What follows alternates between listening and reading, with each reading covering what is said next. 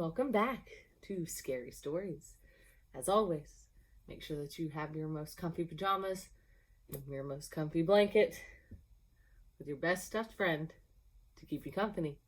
And let's get ready for some scares. Tonight's story is called The White Satin Evening Gown.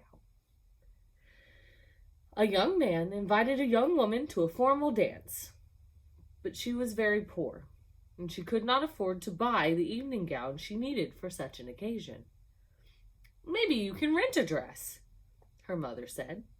So she went to a pawn shop not far from where she lived.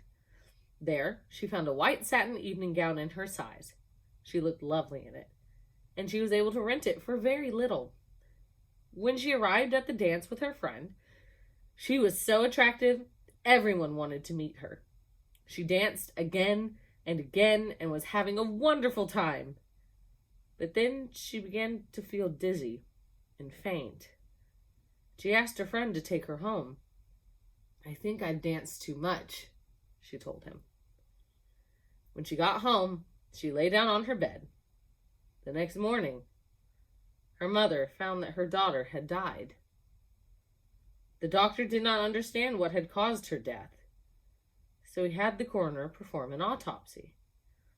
The coroner found that she had been poisoned by embalming fluid.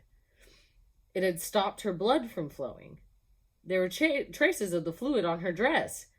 He decided it had entered her skin when she perspired while she was dancing.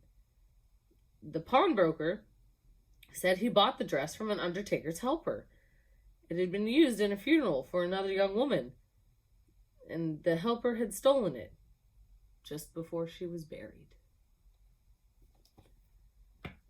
And that's the end of our story for tonight. As always, good night.